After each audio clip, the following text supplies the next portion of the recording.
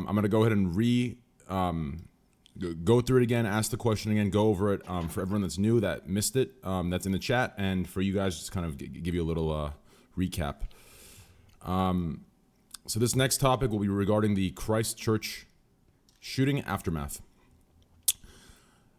The tragedy in Christchurch, New Zealand, where 50 people were killed and 50 others injured while attending a mosque, has prompted many media outlets to ask what part online content creators play in the radicalization of terrorist attackers.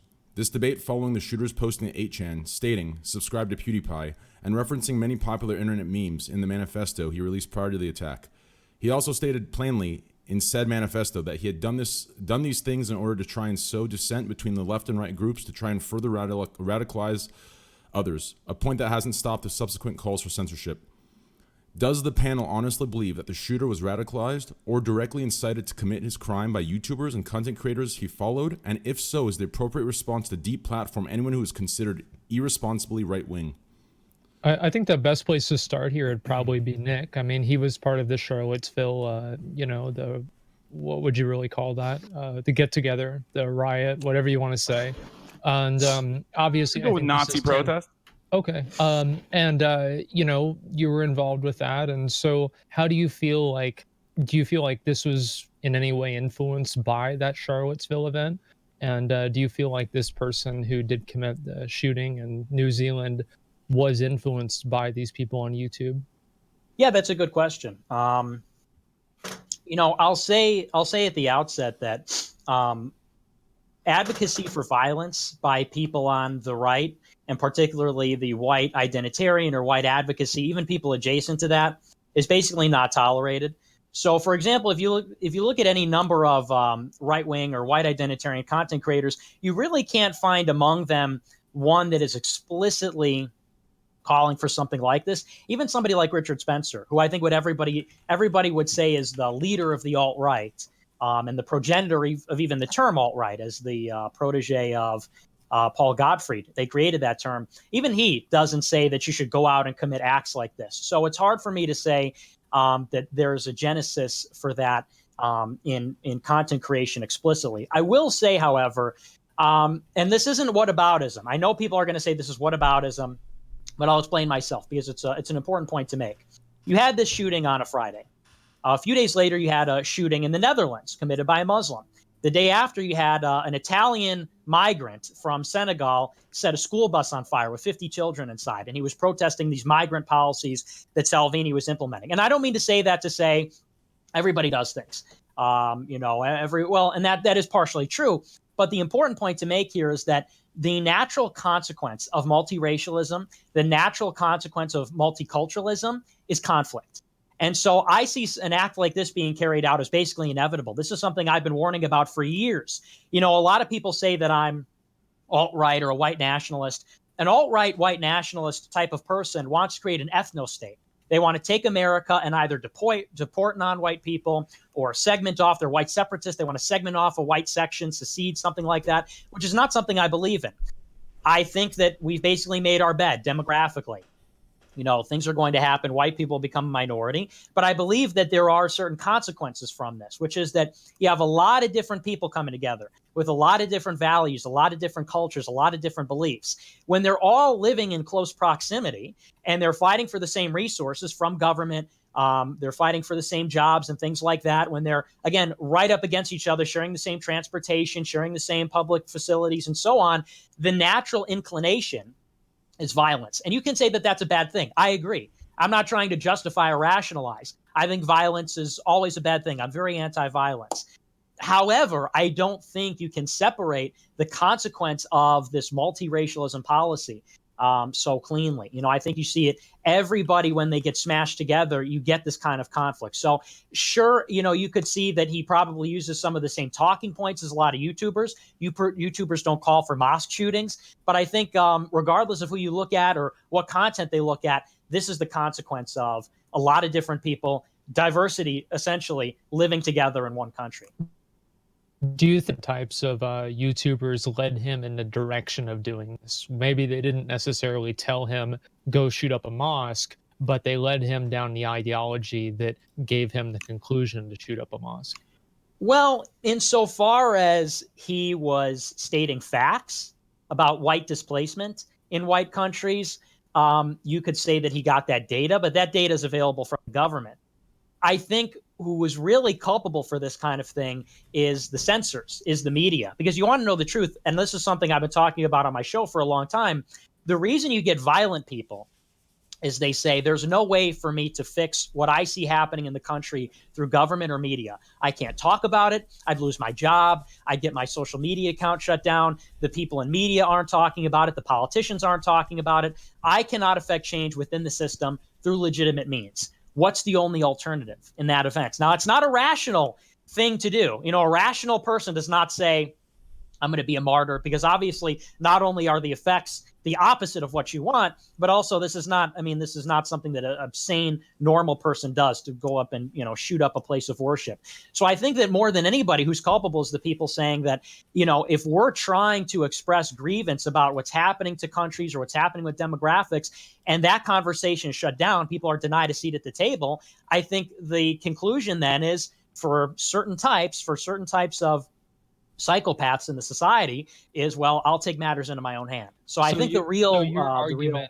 Okay, sorry, I didn't mean to cut you off, but go ahead. Well, let me finish this. So your argument basically is that this violence is an outcome of these people not feeling like they can achieve any sort of a change or be able to even approach a change on their own terms, and so they resort to violence. Is that basically right? Okay, well, let's go over to Sargon. Sargon, you have a YouTube channel, and a lot of people call you right wing. Accurate or inaccurate, that's what they say. Do you feel like this person was influenced at all by people on YouTube? Maybe not like yourself, but like other people that are on there that are making content that could lead him in this direction? I think it's a very misleading question to think that any one political direction ends in violence. The problem isn't that communities exist. The problem, I think that Nick actually really hit the nail on the head there, is when people feel that they cannot actually get any kind of legitimate redress for their grievances. And I think a really good example of this is actually the YouTube shooter. She was just demonetized. She didn't come from a deeply ideological community. I mean, she might have done, but that wasn't the reason that she did this. She went and did it because she just felt she had no rights against YouTube. And it was obviously something that was deeply important to her, the fact that she could make videos. So I think that it's kind of a red herring. Because, I mean, if it was the alt-right that was just effectively like a jihadi community, then why aren't we seeing alt-right murders literally every day? You know, like we do with jihadis, in fact. You know, it's not something that I think is necessarily inherent to any one community, because, I mean, literally everyone has their shooters. You know, every single community. Point to a community, and I'll be able to point you to the shooters that come out of it. I think it's an act of desperation by individuals who just feel they just have nothing else to lose. So you guys are in agreement there, basically. Well, yeah, on this particular analysis, yeah, I think. All right. And I mean, again, like to suggest that this is any one person. Well, I mean, we know what radicalized the guy. He was very explicit about this in his manifesto, and it wasn't social media. So this is again a total red herring. Wait, why did he do the shootings? You said because he went to France. Okay, and then what was his? Do you want me to read it out for you? I actually have it up on my screen here. Well, I mean, I've read it all. I'm just curious what your interpretation is. Sargon. Let's go ahead. Well, I mean, my interpretation is his literal. Let's have. What's your interpretation? Let's have Hasan. Wait, I'm sorry. His mic cut out real quick. Your interpretation, what is literal? What? His literal words. Okay. What? Why did he do the shooting? Real quick. Quick. Okay. Let's have wait, hold on, real quick. Let's have Hasan and Destiny give us their take, and then we can confer. Yeah. Or you guys can talk confer about what he said specifically. Go ahead, Destiny. You started off. So the question of whether or not like a YouTuber made this particular guy go out and do a shooting is going to be really hard to establish that chain. If you did read this guy's manifesto, this guy was like an extreme like alt-right figure. So for instance, he viewed all Muslims in every country were seen as foreign invaders, and at this point he thought that government was ineffective as a means to actually remove them from the country. So like Nick said, he did feel like he couldn't rely on government to do something, but he wanted to rely on government to literally kick out all Muslims from New Zealand. So he felt that he needed to go to a place and target and kill the most most amount of Muslims possible, and he went to a mosque and did it. I don't know what the alternative to that is. If Nick is suggesting that maybe we need ways for these people to address their grievances about Muslims existing in countries. I know that he vaguely referred to a couple of I guess attacks by migrants in other countries to show that migrants are bad or something. I am familiar with the one thing that he referenced. Please let Destiny finish. Okay, yeah, I am familiar with the one that Italian hijacking, that dude that was going to blow that bus up.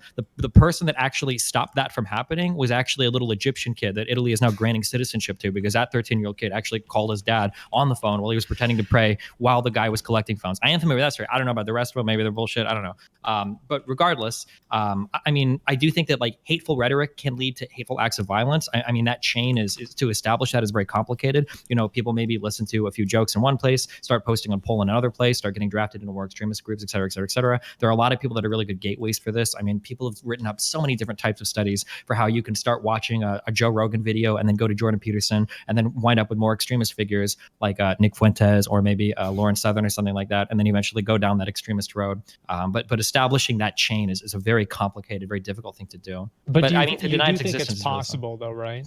Yeah, for sure. Yeah, of course. And also, I think at the beginning of your statement, you did kind of give a little bit of credence to Nick and also Sargon's point that maybe he acted out in this way because he didn't feel like he was able to discuss these issues without being, isolated or, hated for it.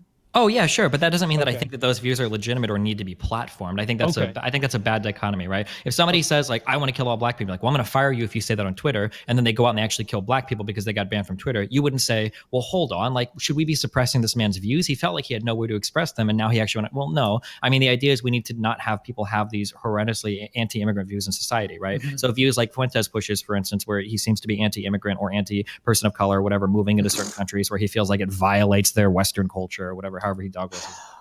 Yeah, just a lot of straw men here. Well, let's go ahead and let's go over to Hasan. Yeah, Hasan, go ahead. Okay.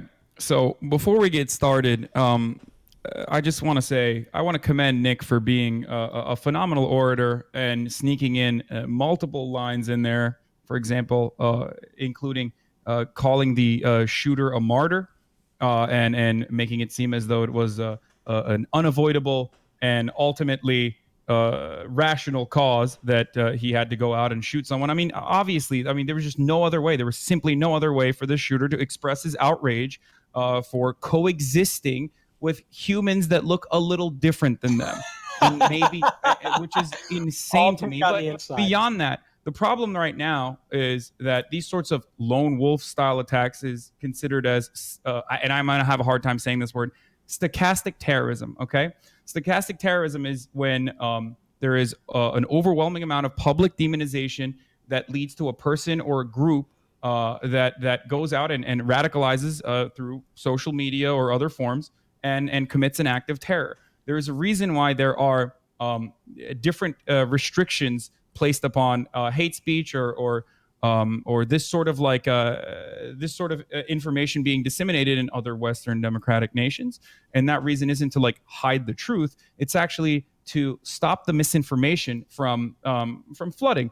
And obviously this has happened over and over again, and it's continuing to grow. And overwhelmingly, it's right-wing nationalism that is a gigantic problem here in the United States and somewhat worldwide as well. Well, let's look at how much of a problem that actually is, because Sargon, you said a minute ago that you actually did have the manifesto up there, and you wanted to explain what the shooter's actual intentions were. So if you want to go ahead and expand on that. Okay, well, before I do, I think being the resident centrist in the room, I think it's important to note that the only reason we're concerned about right-wing nationalism is because of the cultural dominance of the left. Left-wing ideas are platformed everywhere. Radical left-wing ideas are platformed everywhere. And this is just something obviously the two left-wingers here can't own, but it's definitely true. And the reason that the far right, the sort of the counterbalance to the Hasan Pikers of the world aren't being platformed everywhere else is because of this. And it's not because their ideas aren't horrific. They are horrific. But I don't think the radical left. Could you describe what my perspective is that is violent, just as violent as like a Nazi, claiming that race mixing is the same as like genocide? I don't think Sorry, he's saying that. Yeah, I don't think I said that. Well, No, I you said that left-wing ideas that are extreme are being platformed, right? Yeah. Whereas the right-wing equivalent of those ideas are not. And there is a major difference between the radical extreme ideas and the radical extreme right-wing ideas.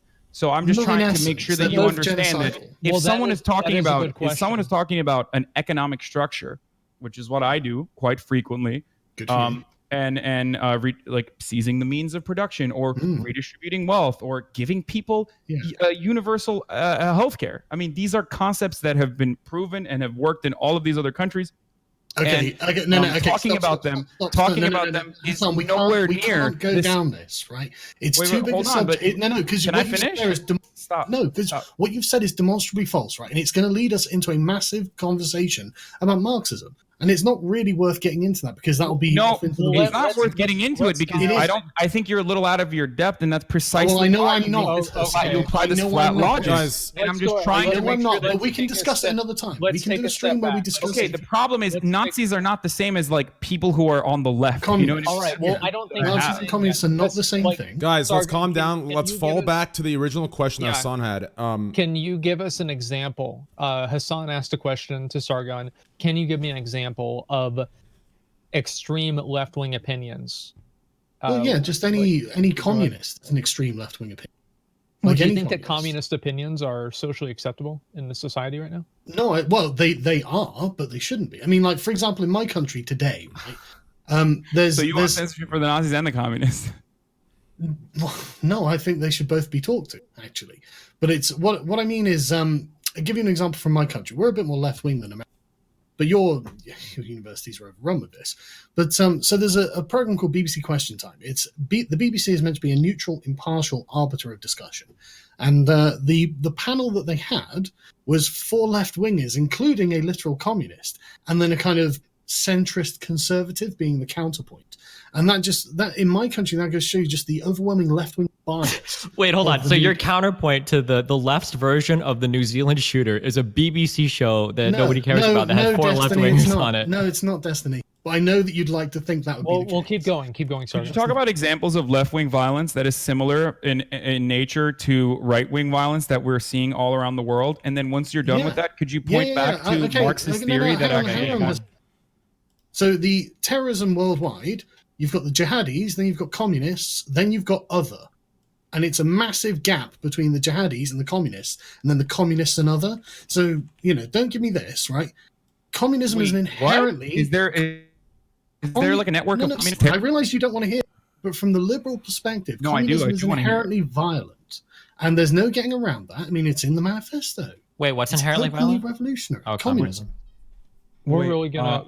That's not true. It's absolutely true, which is why communism has never even been attempted without violence. Okay. The reason there are many different schools of thought. There are lots of excuses. Hold on, this real is quick. Why I didn't. Wait, where does capitalism? Guys, one at a time. Destiny, go ahead. Destiny, let's let Destiny. Go ahead. Where does capitalism exist without violence? You're part of your nation is like one of the most imperialist histories of all time. The United States was founded on destroying the entire native population here, and also rampant imperialism. Where does capitalism exist without violence? Did I say it wasn't? Well, no, but I mean, if you're trying to point out something, it up. Stop missing my point. I've made. Wait, no. Your point is vacuous. If everything is violent, absolutely not. No, absolutely not. There is. You cannot say. Wait, let me let's refocus. So the question was, what are some examples of left-wing violence? Because we have examples of right-wing violence. Communist revolutions. Do you want me to give a list? I mean, I can pull up a Wikipedia list. Wait, what about? Wait, hold on. I'm not. Hold on. So if you have the USSR, right? If you have the USSR, for example, the history of the USSR is if that's your point of reference for a violent communist act or whatever, okay, which is not violence done in the name of communism. It's still technically. Is it not? Okay, just listen. If that's your example, okay, sure, I'll concede that. I'm not a Stalinist, unlike what you think. I'm actually not a Marxist-Leninist. I don't believe in the vanguardist perspective. But hold on. Can you what about what the fucking United States government does every single day? What about it? What about the unjustifiable illegal wars in Iraq and Afghanistan? What about the fact that we have 7 proxy wars that we're currently engaging in that are incredibly You're just missing the point. Capitalism murdering people. Does it make communism less violent?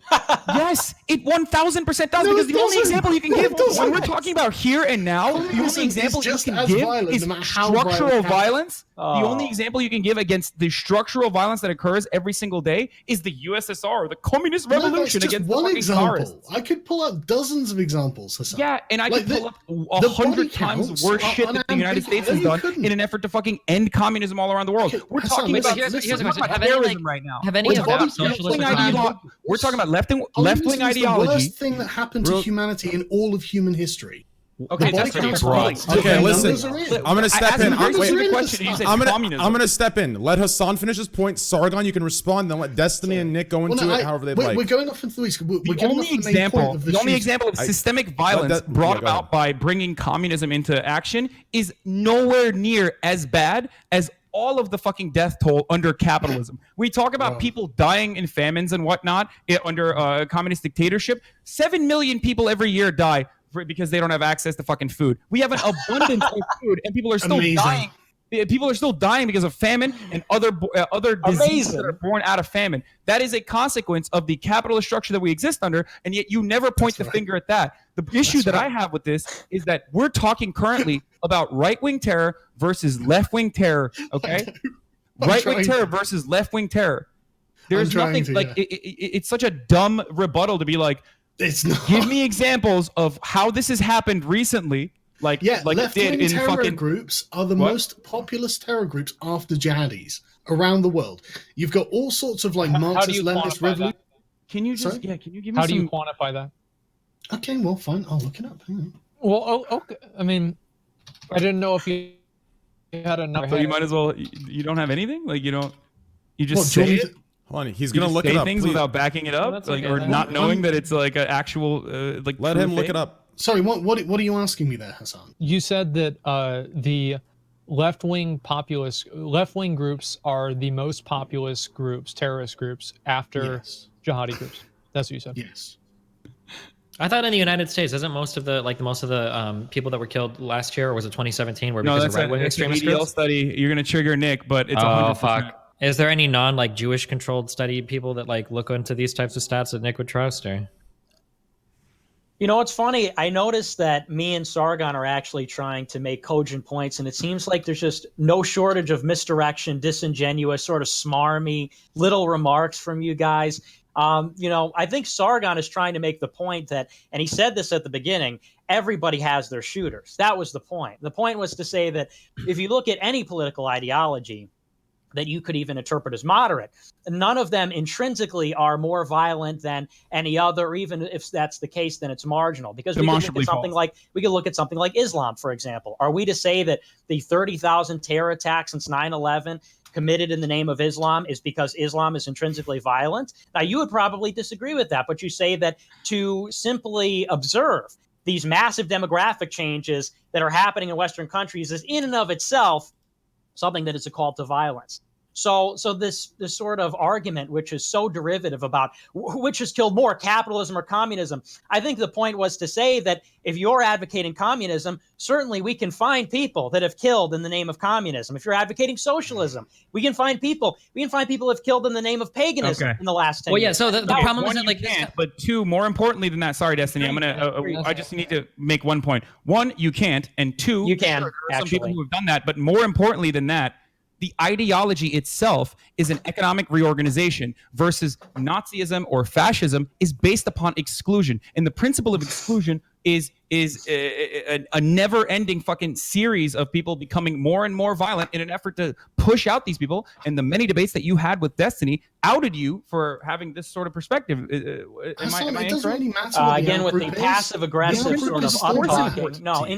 incorrect. Number one, you can point to people who have killed in the name of left-wing ideologies. The Kurds in the Middle East are communists, and they're among the most violent ISIS? people in the world. Yeah, they No, killed not ISIS. ISIS. No. Are you stupid? ISIS is fighting the Kurds. The Kurds are Marxists. They also know, fight pretty the sure Turks. ISIS, Turkey. dumbass. No, Are you Turkey. joking? Turkey considers them communist revolutionaries. What a joke. Turkey's not They killing kill them because of terrorists. You don't communism. know Turkey's anything killing about them because they're an ethnic minority that Turkey oppresses severely. joke! What a You joke! think it's a gotcha You think moment? the Kurds are ISIS? Fully in favor of a fucking. I'm fully in favor of an independent nation state of Kurdistan. Okay, brother. Let me tell you. I don't even know what you're saying at this point. You said Yeah, that the because you Kurds have no are ISIS. knowledge over the things you speak of. You just It's speak quite in generalities the opposite. It's and like quite these the opposite. vague. You think that the Kurds are not left-wing and Marxist? You, No, you of course obviously they don't know are, what but you're the talking people that about. are being That's violent what I against just are either the said. Turkish That's what I military just or said. ISIS They terrorists. commit terror. Excuse me. They commit terror attacks in Turkey all the time. Read Yeah, about that's it. the The past PKK, which is a terror cell, which I disagree with and I don't like. Okay, but you can't have it all ways I then. said the Kurds are killing You can't have ISIS. it all ways then. Look at how ridiculous you look. You just admitted that they have terror cells, but I disagree with it. Nick, Because I don't think that an entire ethnic identity is a monolith. Okay, guys, let's calm That's down. the difference. All right, You guys, and I let's- have Please, this. you're I'm a not an joke, identitarian. Guys, let's calm Your down. IQ is less than 100. Guys, relax. Let's calm down. Asmongold, I go IQ ahead. less than 100, but you thought I said the Kurds Guys. are ISIS. I said they're killing ISIS. You have no understanding of Please. You have no understanding. Yeah. of You're really anything that's mad, going on. dude. Guys, Really mad. guys, Calm please down. stop. Are we ever going to have Believe the me. last word here? Yeah, All right. believe me. Squad W does Try- not want to try- come out here. Yo, Asmongold, Try please to go ahead. relax. The only thing I was trying to say, right, is that Hasan is saying that because the Kurds, these communist revolutionaries that you're talking about, that are killing people, are killing ISIS. I think that Hasan is saying because they're killing ISIS, they're still acting in, a good way. Is that basically what you're saying, Hasan? I said the YPG, in an effort to build an autonomous nation state for themselves, is behaving in a way that is morally justifiable, more so than a person who's literally going up and walking into a mosque full of innocent people and murdering them. And the fact that it's this difficult for these two people who were so confident in their perspective to come out with an example that's a little bit better than, oh, the people that are killing ISIS is the same as this guy who fucking went into and shot a mosque. Should lead you to understand how stupid this point is. Well, I feel like finding examples in each side is like, who's the biggest loser. I mean, everybody ends up losing out. But the bigger conversation, I think, is that what type of conversations and what type of discussions that are happening now, primarily online, are potentially leading to more of these people committing these violent acts. And that can happen on both sides. Yeah, Well, so I think. Well, I think. yeah. Hold on. Okay, so I have to speak to this both sides thing. So I think the general problem is that right now we've seen a radicalization of white people, right, of these very right-leaning identitarian type people happen around the world. That's leading them to commit more terrorist attacks, right? More not only terrorist attacks, but like ethnically motivated terrorist attacks. The problem is that to both sides of that argument, or to do what Nick did when he said so eloquently earlier that everybody can commit acts of violence, that type of statement is ultimately vacuous and it gets us nowhere, right? If you present a problem and say, hey, here's a specific problem with these people, they go, well, everyone has problems. I mean, you can say it in a nice way, but it doesn't really address any of our issues, right? So when you look at something like right-wing extremism is being platformed in a lot of places online, and people are being led to commit, acts of extremism inspired by right-wing groups, and then say, well, the USSR also had extremist shit, or like the Kurds have communist parties in different countries. Like, I don't know if these are like, if it's relevant to the conversation. I wasn't trying to draw a similarity in terms of the output or anything like that. I was just trying to say that both of them occur. And the types of radicalization and the way that people are radicalized is both happening online, and it's kind of happening in the same way. And so how do you but it doesn't seem to be happening on the left. That from what I'm familiar with, I haven't seen like people go out and actually. How about Steve Scalise? How about when regardless Steve Scalise was shot regardless at of that, regardless What of about it's Randy happening on the Stitt? left or the right, you still want to address it in basically the same way. And what direction do you guys think that we should take in terms of preventing more of these situations from occurring? Do you think that there's any sort of responsibility on these? Yeah, I mean, I would argue that right-wing rhetoric that centers around how other races are inferior or ought to be removed or ostracized from a country, or that treats these people as foreign invaders or as replacing white babies. I think this is like a pretty obvious style of rhetoric that leads people down a path towards wanting to violently remove these people, right? When you've got somebody telling you that foreign people in your land are destroying your culture and outbreeding you, and interracial relationships are immoral and wrong, then I think it's pretty obvious that it's going to lead some people towards, enacting acts of violence against these groups of people. Okay. Can I get a rebuttal here? Yes, you may. Yes. I think, Nick or Sargon, please go ahead and have a rebuttal. All right. So real quick though, Nick, as soon as we finish this, let's tie this up and make your points to why this is relevant to the original point, which is the manifesto. Go ahead, Nick. Yeah, sure. So he says it's vacuous to say that everybody has violence and it gets us nowhere. Well, what the claim is that right-wing rhetoric, right-wing political ideology is inherently violent. He says that this talk about so-called inferiority or exclusionary rhetoric, othering as they call it, is inherently violent. And of course, this is obvious. We can look at a number of other political movements. We're talking about politics. Politics is serious business. Take a look at what's happening in Israel and Palestine. This is a good and relevant example. In Palestine, you have people that are legitimately protesting what's happening in Israel. You also have terrorists. That's no secret. You look at Hamas, you look at Hezbollah. I think there's a legitimate reason for them to be. But there's also militancy going on. There's also terrorism that's happening. They're using those kinds of tactics. Now, would anybody say that to have BDS on your campus, for anybody to talk about Palestinian rights online, is inherently radicalizing the people that are in Palestine right now? Would anybody make that argument? Would anybody make the argument that the Young Turks, by virtue of them talking about communism and socialism, is radicalizing the communist Kurds in Turkey to commit terrorism in Turkey? Or, for example, and you keep saying there's no examples, you can't point to examples. How about the 2017 congressional baseball shooting, when somebody who was writing on Facebook about how Trump is a traitor, Trump has to die, whatever, goes and tries and kills politicians? In Texas, this happened 2 years ago. There was an atheist who shot up a church, and it was no secret the kind of political motivation. So, of course, it's not to can say, you expand on that? Excuse me. It's not to say that, oh, we can therefore do nothing. We're totally immobilized, and this is a meaningless statement. The point is, what you are trying to do is actually worsen the problem. You're taking this as a pretext to silence your political opponents when violence happens all the time. People have all kinds of ideologies and all kinds of different times and places and everything else. And it's pretty obvious what's going on. People like Ann Coulter, Tucker Carlson, Pat Buchanan, people like that, they're not calling for people to shoot each other in the streets. We're calling for some kind of reconciliation. We've brought in 60 million immigrants in 1965. That's a very big number. Your family members included, right? That's really funny. Whether you think that's a good thing or whether you think why is that funny? Are you not? Well, are you not okay, a let him minority? finish. Whether you think that's a good thing or whether you think that's a bad thing, I do think it's that a good is a thing. very important change that's taking place in the country. And people that are opposed to that, it seems like there's no position that you can have that isn't economic. Basically, the only opposition you can have to the country being transformed in one generation in that capacity is, well, the quality of life is diminishing economically. Not that people cherish their traditions, their customs, their texture of life that existed previously. And nobody's calling, by the way, when they talk about that, for terrorism, mosque shootings, whatever. But you're saying that anybody who even addresses that problem is in the same category. It's disingenuous. It's dishonest. You're only exacerbating the problem. Okay.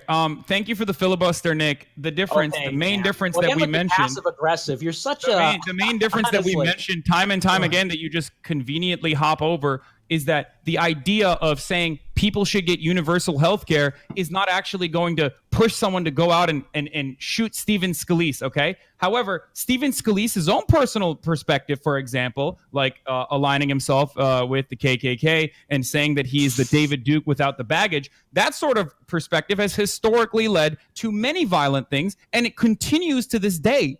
That perspective is actually damaging and violent versus saying stuff like, we should get free college education and free healthcare. And if you can't distinguish between the two, I don't know what to tell you. Why are we even having a conversation? Well, I think that what you're saying, Hasan, at its core is actually very true. And the conversation isn't necessarily about, like, should people be able to talk about political issues? Is it, where do you draw the line? And do you draw the line? Can I address go that? ahead. That was unbelievable, son.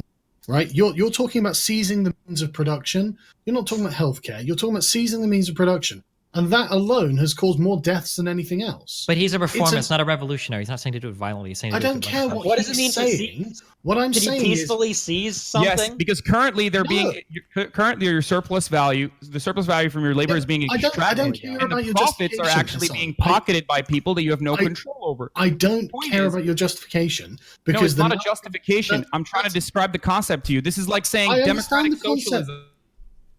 This is like saying social democracies in Norway, right? This is like saying social democracies in Norway, or even your country, where the health that has a healthcare program that you enjoy is was brought about ultimately and is moving towards ultimately like a violent end. It's insane. I didn't say that because they were not socialist. These are not socialist countries. Countries that They're are not, socialist, but they're no, social not. democracies with higher levels of socialization and a robust welfare state. And robust protections for private property.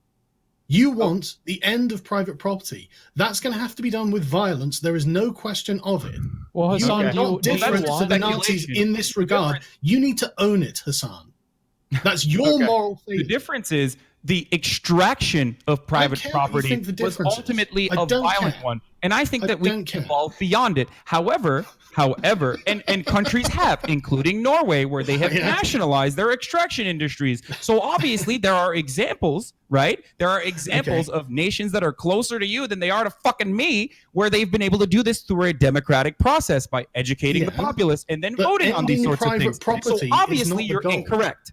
Ending private property is not their goal. It's the same as nationalization.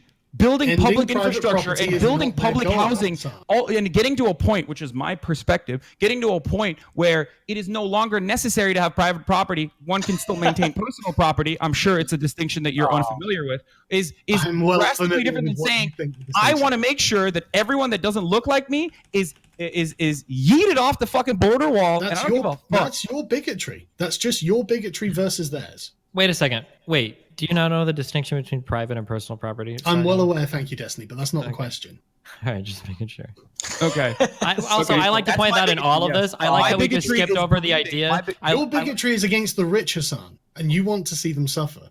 His bigotry might well be against. Has any person ever become rich in isolation, or has? Who cares? You have a bigotry. But it's justified. But my bigotry is justified, Sargon. Exactly. I have a really good rationale. It's not bigotry. It is bigotry. Tell me how a wealthy person has.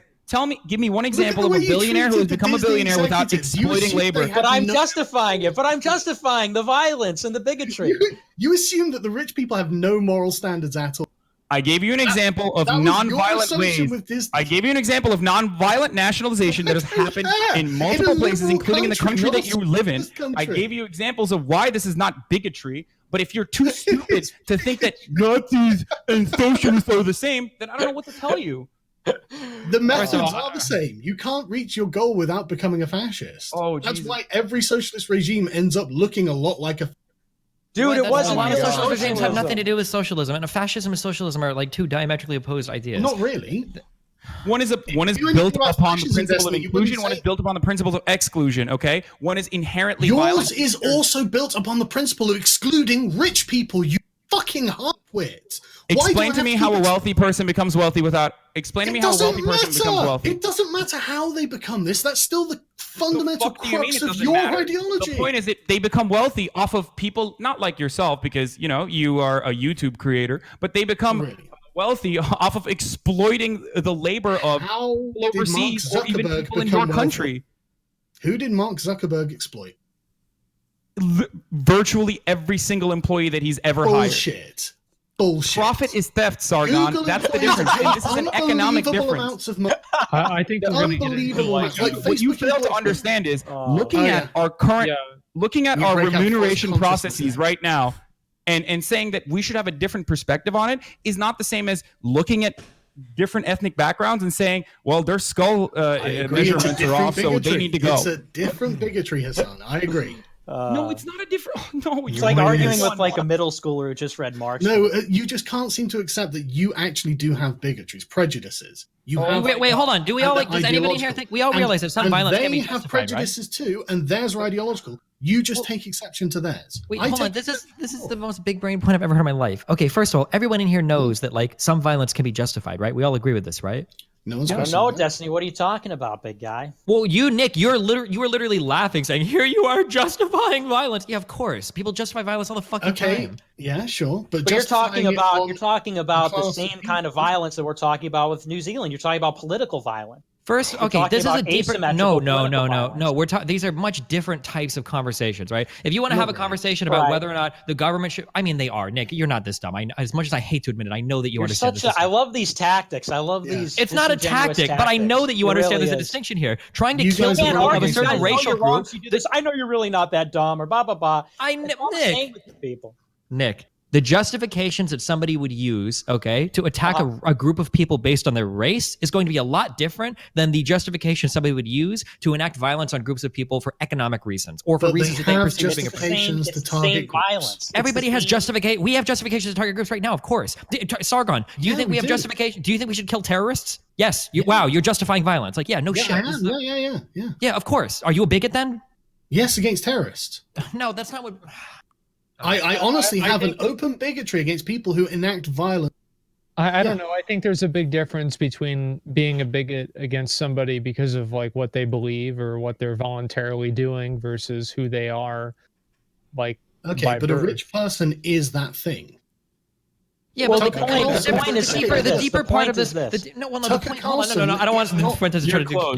Here we go again. The philosophical argument, and I don't want to fucking defend this because I'm not a goddamn communist, okay? But the philosophical argument would be that capitalists exist in a state of perpetual violence, okay? And that the reason why people think that you need to upend that part of society is because they are perpetually enacting violence on a group of people. So of course you have a right to return that with violence in kind. Much the same way that if somebody was walking into your house, oh my god, what if we could say then that Muslim immigrants are perpetually enacting violence against the native population? Sure, and that's an argument. In committing political we could have that argument. That's fine. That's an argument that you can have. If you want to have that argument, that's fine. So a communist would argue that a rich capitalist is perpetually enacting violence against society by extracting surplus value from that society, sure. And an alt-righter would argue that every single immigrant that's a Muslim would also be enacting violence on that culture just by purpose of existing there, or by virtue of existing there. If you want to take on that argument, we can do it. I've got a small inkling that a person arguing in favor of communism, even though I disagree with them, is going to have better arguments for their economic system and justifying violence against capitalists than somebody that says they want to kill people that are brown. That's just a guess. Everybody should be censored then. Everybody should be censored because there is an argument to be made, because every argument can intrinsically lead to violence in some form that is illegitimate or against the state. Then nobody should be able to voice any controversial opinions. Except that's not true, because I just said there are forms of violence. That's all that is acceptable. There are forms of violence we agree are okay, are ethical, right? There are forms of violence that as societies we believe are ethically justified. That's why we nuked Japan in World War II. Against criminals or terrorists or enemies of not against criminals, against enemies of the state, against people that what you're talking about is entirely different. You're saying that anybody who talks about, for example, demographic change is somebody who their hateful rhetoric can lead to hateful actions. Well, by the same principle, all things equal, somebody talking about how the capitalist class is perpetuating violence against people and stealing the product of their labor, somebody who takes it through to their logical conclusion will say, well, clearly the government isn't going to seize the means of production. I'm going to go and do it myself. And so that's if you're advocating for revolutionary reform of the United States, then sure, I don't necessarily disagree with that. Well, we're not advocating for revolutionary removal of people. When you make videos, if you're somebody like Lawrence, if you're making videos talking about how Western society is being destroyed, that the white man is going extinct, that we're being outbred and forced to take on this multicultural cuck culture by Jews that are trying to outbreed and destroy white people, how can you not think that that's going to lead to some people, well, fuck, maybe we should fucking kill these brown people. And people talking about how our elected representatives are in bed with the KKK and and they're hurting black people and they're stealing the product of their labor. How could you not believe that the only conclusion is to take up arms? The difference is maybe that left-wing people are just pussies who don't follow through to their logical conclusions. You know, Hasan wants to talk about people stealing the product of their labor. I'm this tough communist. I love communism and everything. But he doesn't actually want to do anything about it. He doesn't actually even believe that. That's cool. Wait, no, if that's actually if that's your argument, then you just made the argument for us. If that's going to be your argument, if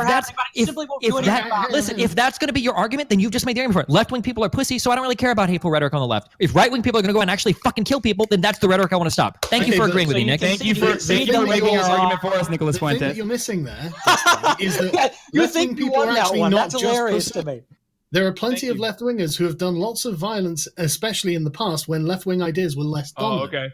Yeah, you know what came out? You know what came about as a consequence of left-wing violence? For example, I don't care. I don't care. Weekend, you dumb motherfucker. This is the difference. When right-wing violence gets to a fascist perspective, you have the Holocaust. When left-wing violence, especially like it did happen in America, you have a lot of them. I know. You build trade unions and you have the weekend. Tell me which one is a better, more desirable genocides than the fascists ever accomplished, Hasan. Please explain to me which one is a more desirable outcome that you enjoy every single day. No genocide is more desirable. Let's do something that doesn't result in a genocide. What if you genocide terrorists, though, Sargon, by using your definition? Yeah, wow, I don't think terrorists are an ethnic group. Well, I mean, you said you could be bigoted against terrorists, right? So can't you genocide them as well? They're not an ethnic group. Okay. So gotcha. But anyway, Well, not really, because genocide. I mean, genocide doesn't even have to be against an ethnic group. It could be national, racist, fucking religious. Okay. Wait, I don't understand. Okay, But real quick. let's bring this back to the original point of the shooting. Thank you. Because Thank we you. actually know what radicalized him. Being a part of any political group wasn't the thing that radicalized him. I mean, we've got loads of people who are part of political groups that aren't going out and doing shooting. That's not For this night, specific going to France and actually seeing mass immigration to France, and that combined with a terrorist attack of Aba Akalan, which I'd never even heard of, but this was a Swedish girl who was run down. And it was this that he was sat in front of the graves of the World War II dead and looking at the crosses stretching off into the distance. And for some reason, he got it into his head that, okay, he has to go and kill a bunch of Muslims to make a statement to stop them. And really, if you want to know the people who actually inspired him, he lists them. I mean, he calls, what was it, Anders Breivik Knight, just or something like that. That's his real influence, like these actual radicals who have done something. In the same way that I'm sure the communist terrorists in India and whatever will cite some communist revolutionary like Lenin or something as their particular inspiration. People who actually went and did these terrible things. This is the real reason. You're sure, Anything but not else is a really. red herring. Again, the problem is you're sure, but not really. When you look at Anders Breivik, which is a great example, what is he doing? He's going out and killing a bunch of fucking Marxist teenagers because he thinks that killing Marxists is an honorable goal, because there are people like yourself on the internet who try to make the fucking same argument that like Nazis and communists are all inherently dangerous. And if he sides with the Nazis in that one, we go back to World War II. Again, Hasan, it's just history that proves this. Like you've been Googling for the past 15 minutes. You still haven't been able to bring up fucking stats. I'm disappointed. I've actually put it in the chat. You do this for a living, brother. And you have put it in the chat, Hasan. You can look. It's right there. It's right there. You're just not looking. And because, I don't know, this kind of pricks your... Okay. Again, I don't think you understand the difference between a cell, a group of people who are fight, which by the way, I don't even advocate. You don't even know who's doing it. A group of people fighting against the government versus a group of people fighting against the government versus a government literally butchering and genociding people. There's a difference between the two, right? Presumably, yeah. Okay. So if you understand that, then why do you keep bringing up examples like Rojava, or why do you keep bringing up examples of like people fucking going against like a militant, like Chinese state even, or an Indian state or anything like that? That is literally fucking wiping them out. They're not like literally wiping them out. We call what happened in Myanmar genocide because it's the state systematically eradicating the Muslim population. We should call what happened in Iraq and Afghanistan also genocide, but we don't.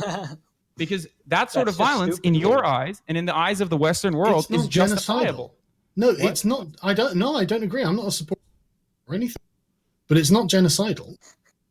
Okay. Yeah, what a ridiculous Do you understand argument. the difference? That the Iraq War was a systematic attempt to eliminate Iraq. How do you feel like how do you feel I don't like agree Iraq... with it, but that's just preposterous. Well, let's go ahead. Let's get into this Actually, for a minute. Widespread killing of a group of people in one country, okay, is not justifiable, and yet you consider it to be justifiable. That's what I'm saying. What? I don't consider the Iraq War justifiable. Yeah, Okay, we're most not in people favor do. of that. I don't think Okay, but you don't see it as a subcategory of terrorism, which you happen to have a different perspective on. That's my terrorism can only be done by non-state actors. point. Oh my God. Definition. All right, never mind. Let's just move past He this just point. doesn't even know the definition. By definition, terrorism cannot be by the state. Okay, my point. You guys are not understanding my point. No, you're not understanding the whole conversation, man. Okay, there are different forms of violence, okay? Structural violence, such as people dying in poverty or people dying because they don't have access to shelter or food. Then there's systemic violence perpetrated on marginalized communities, or there's the kinds of violence that the state brings, whether it be foreign intervention that's military based, or domestically, the militarized police force killing minorities and whatnot in an unjustifiable manner. But the difference is you look at that sort of or poor people, it doesn't matter. You look at that form of violence and you have no issue with it because you find that to be the norm, because you were still you were a beneficiary of the status quo. So the people that are fighting against that, in some instances are actually awful people and they're fucking maniacal and genocidal and whatnot, and fuck those people. But then there are reasonable, like Destiny was mentioning, there are reasonable revolutionaries who are still enacting some sort of goal that you now even take for granted, such as having a weekend or a number of different things that leftist revolutionaries have brought about. I don't have weekends, Hasan. But anyway, oh my God, you know what I mean? The 5-day work week, Sargon. Yeah, sure. I look. Or I'm not ending saying, child labor. Look, Hasan, I'm not saying that the left has done nothing good. Right? I'm not saying that. I'm saying that communism is inherently violent and genocidal against a certain demographic of people in society, in the same way that Nazism is. There's a reason that these look like kissing cousins. There's a reason that in Germany in the 30s, so many communists became Nazi. There's a reason why every fascist leader was a socialist. Wait, why do you think socialists became Nazi in Germany? I imagine there are lots of reasons. Well, the main reason was because that's how that political party positioned itself, right? Like the reason why they rebranded to National Socialists was to win support from those groups. They're like the word privatization was literally invented to describe what Nazi Germany did to industries. Yeah, but this is also a really sort of shallow. No, this is actually what happened. I'll explain to you why you have a shallow understanding. Pause for a second, Destiny. Right, the point that the Nazis had was to, in Hitler's words, and I quote, "We socialize people because property that's for the losers." That's like Nazism is like socialism on steroids. You realize that the first concentration camps that Nazis started were actually for socialists. Like, don't do this, man. Probably. Why wouldn't they be? Why wouldn't they be? I'm not saying because you're telling me that they were the.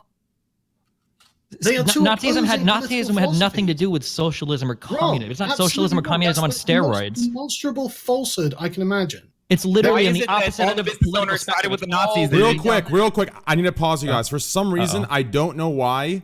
It's only when Sargon speaks, Discord just like it loses connection and it mutes. Let's fix this. Let's try leaving and rejoining. Give me 1 second. Let me hide this camera. I think if Sargon just moves a little bit closer to the mic, I'm not close enough. No, it's not a mic issue. Trust me, I hear it. There's a disconnection in Discord. It's not a mic issue. Trust me. There's an actual freeze of the stream. Okay. So I'm gonna recall and Sargon, if you just leave the group, I'm gonna re-add you. Okay. Yeah. Okay.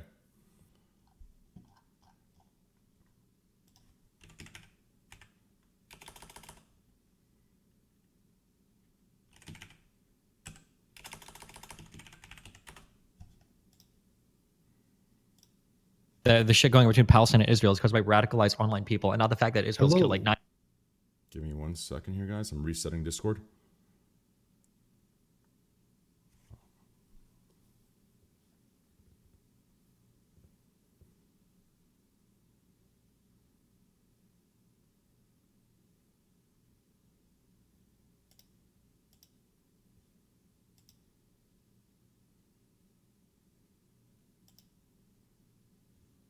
Hey. Okay, we're back. Fab. We switched the sides. It's a reverse, but okay, here we go. We're ready. I reset the server. I did everything I could. There was some weird disconnection, and I moved the server to the east just to see. All right, here we go. Let's continue. Sorry about that, guys. Terabuck, if you're watching, please change the nameplates around. All right, continue. I'm so sorry. Rather than getting into a long discussion about Nazism and communism. Because you would lose because history. No, I've already won. Oh my God!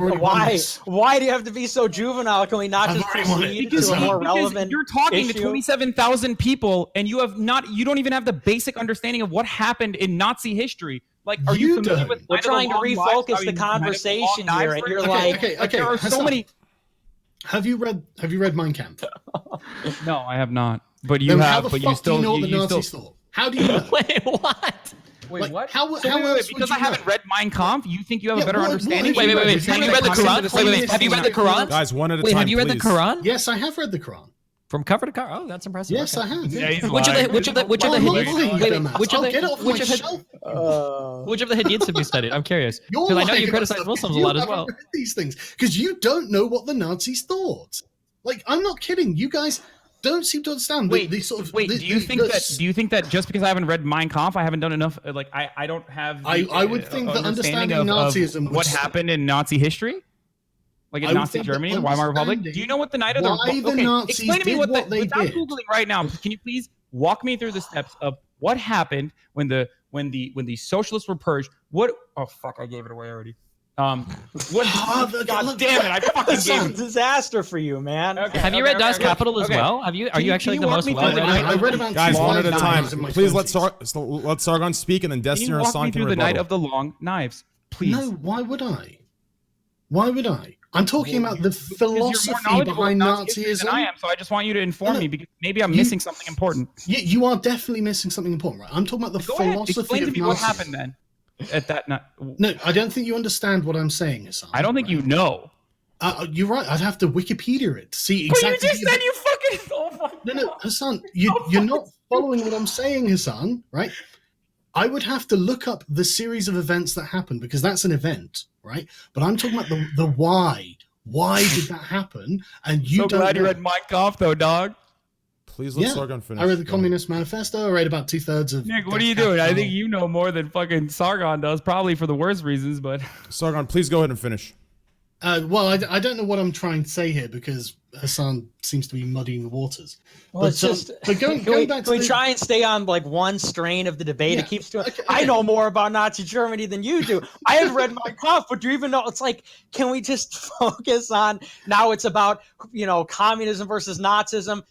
I want to return back to But the. that is a the real main good question. point Okay, here. okay. okay, Right. So this is- the point, right? All I right, think go that ahead. there's a rise in right-wing terrorism because the radical right is being suppressed, and I think it's being suppressed by the radical left. And I think they know that they're doing this. I mean, this is something that's obvious. This is something that they're constantly harping on about. That blah blah blah.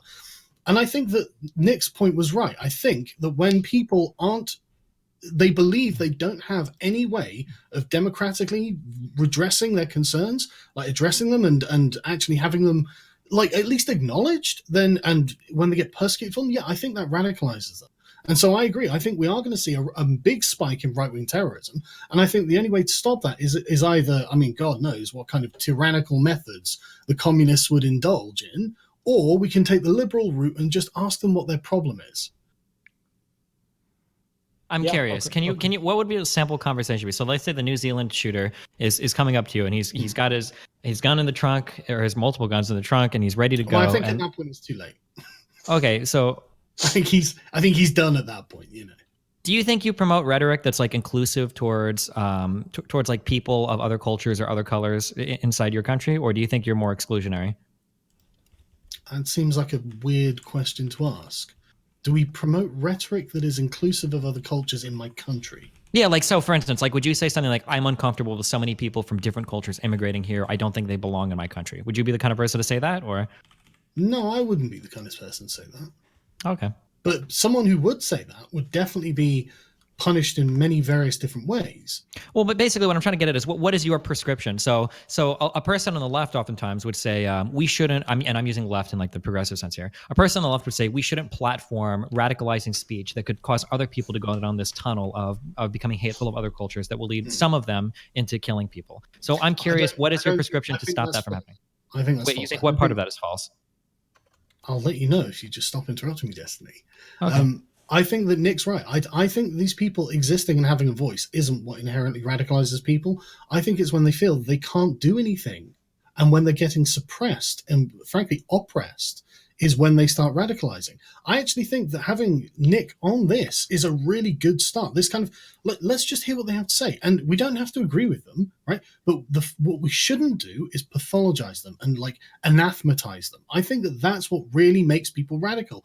And I'm not saying this as someone who agrees with their perspective. I don't.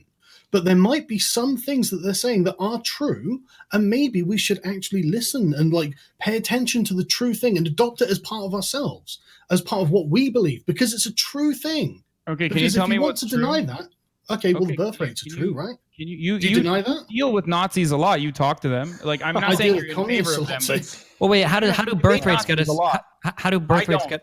How do birth rates get us to people need to be excluded from our country? Like when people talk about birth I'm rates, not, they're not. no, listen, I'm not saying people need to be excluded from anything, right? No, I'm you might not saying be. Yeah. That's their concern, right? It was the Okay. first 3 lines of his manifesto.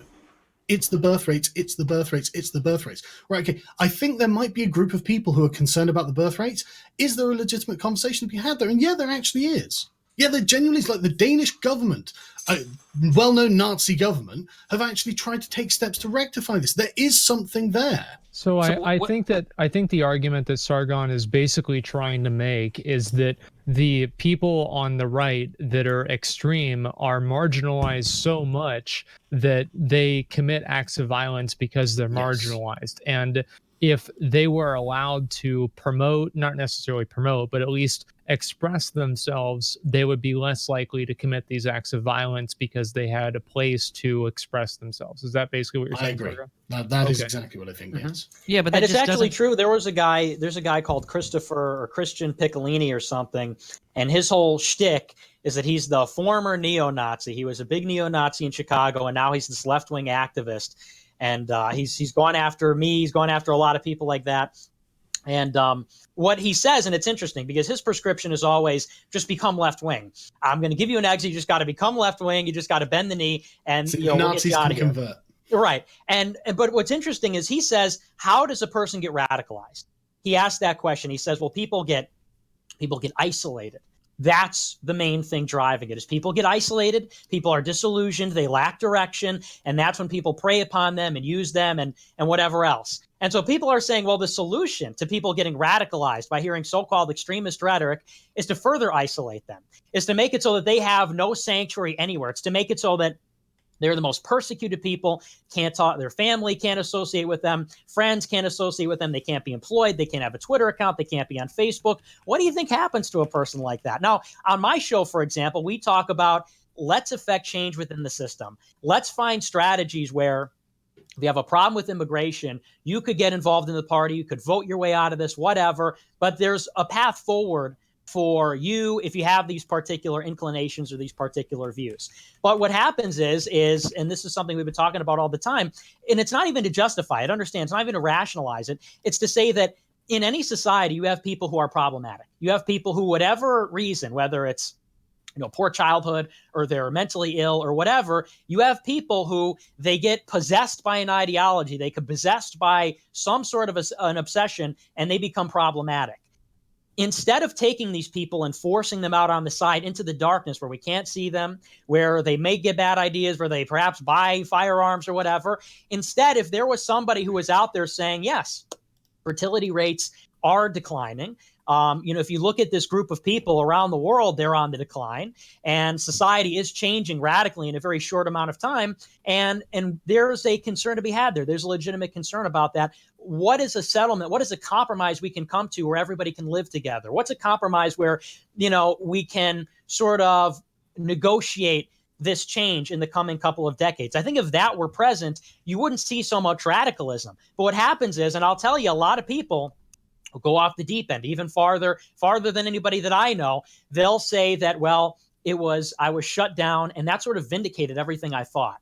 I started saying these things, I was shut down, I was censored, something happened to me, whatever. And that's even with my views. I was about to be hired by Ben Shapiro, unironically, at the Daily Wire before I started asking, well, what's the deal with foreign aid to Israel? What's the deal with some of these things that are going on, which are obviously objectionable? And instead of people debating me, instead of people saying, well, here's the reason, and here's maybe what we're doing about it, here's a middle ground, they said, if you talk about that again, you'll never work again. If you keep talking about that, we're going to disassociate. We're going to call your boss every day. And they did for weeks and say you're a racist and try and get you fired. And I said, oh, okay, so clearly there's something to what I'm saying here. There's something to some of these questions. Well, I don't know about that. I do feel like it's kind of like a false assumption to assume that whenever people tell you to stop talking about something or they stop you from talking about something, you automatically assume that that's because what you're actually saying is true. I don't know if that's always accurate, but basically what Nick and Sargon are saying is that these extremist opinions are bred in isolation. So Destiny and Hasan, the question I have for you guys is, do you feel like it would be helpful to the society to bring these extreme opinions of the right into the fold and actually have conversations about them rather than ostracizing these people from the community entirely? In a very careful manner where you can catch bad faith actors. So So like Fuentes is somebody that I would consider a bad faith actor. If you have very careful areas where you can catch people out on them lying, yeah, I would say that there's value in it. But when I want to go back and focus on is more this idea that people get isolated, right? When you talk about isolationism, or you talk about, or not isolation, when you talk about people getting isolated from society, you're not saying like you're isolated because you're not allowed to go out and talk about the birth rates and how horrible Jews are. That's not the type of isolationism that's happening, right? When people are isolated, we mean more things like people don't have very many friends in society, or people are spending too much time on social media, people aren't connecting with their family as much, people aren't, doing whatever things in society we do that kind of like keep us connected. It's possible to bring somebody into society and have them feel like their life has meaning and purpose and they have shit to do that doesn't involve platforming them saying, race realism truths about fucking, what did Charles Murray say in the bell curve or some shit. I think it's a really dangerous and bad dichotomy to imply that we either have to hate and destroy and get rid of everyone in society that disagrees with us, or we have to bring literal white nationalist Nazis like Richard Spencer to the forefront and have real conversations about whether or not Jews control society. I don't think it has to be one or the other here. Yeah, I think but you're just talk about bad faith false dichotomy there. Hang on a second. Hang on. So the thing is, you're taking the most extreme. What Nick said was actually really reasonable, right? I think that if Nick walked up to a regular person on the street who's not involved in politics and said what he had said previous to Udestiny, I think they'd say, well, yeah, of course that's a concern, which is presumably why the Danish government were doing something about it. Okay, keep going back. No, hang on. Yeah, that's just an easy example, right? Because it's a liberal society where this is a problem that they've noticed and they took steps to address it, right? But you set it up as, right, we need to exterminate X people or whatever. That's not what we would want to talk about. Anyone who wants to have a dialogue, obviously we would take good faith, sensible, level-headed actors who would say a lot like what Nick has just said there. This is the radical sort of if you want to characterize them as the sort of extreme right, okay, let's characterize them as extreme right? That's what their concern is. And really, I think it comes down to the sort of the three driving motivations of Enlightenment philosophy, right? Liberalism is for liberty, socialism is for equality, and fascism is for security, right? They're the three. If you were going to give them charitable motivations that drew people to them, that's what you would accurately. I think all three groups would agree with those assessments, right? The security one is being completely shut out of the dialogue. And it's not fair to those people who happen to be afraid, right? I mean, there was a study that said 30% of people in society, they reckon, are just primed to go fascist. They're not. They're perfectly normal, happy, liberal people until a certain set of conditions are met. And then, boom, fascists. And I don't want to see 30% of the population radicalized into fascism. But I think if we keep going further and further to the left, then that's what's going to happen. And I'm really scared of that, man. I am really scared of that. So I think that the way to stop that is to moderate and to sort of bring these people to the center. Well, I don't know about bringing them to the center. Think that someone is going to be able to push you into thinking, because you admitted, Sargon, that you yourself are not a racist person, right? You're a liberal. Yeah. Do you think that at any point is the left going to get too crazy, so much so that you're going to start thinking, well, maybe blacks and whites can't live together? No, but I'm not. Then don't you think that it's kind of impossible? I'm just look. Well, no, I don't. The reason why I'm asking you this question is because this notion that people racism is social conditioning. Okay, I know that Nick will probably try to argue from a more naturalistic perspective and claim that this is a normal thing, but it's not. It's social conditioning, and I think you understand that as a liberal. And the point I'm trying to make is that look. Destiny debates fucking right-wingers all the time. I'm fully on board with talking to even Nazis, as long as the other side is well-equipped to deal with the misinformation, as long as the other side is well-equipped with an understanding of not only history, but the kind of historical revisionism that Nazis or fascists engage in. Okay? Or communists. And what? Or you're right. You are. Then you guys do kind of. There are definitely certain factions that will probably engage in historical revisionism as well. But that doesn't, I'm not one of those people. Well, so I don't know why you think this is a gotcha moment.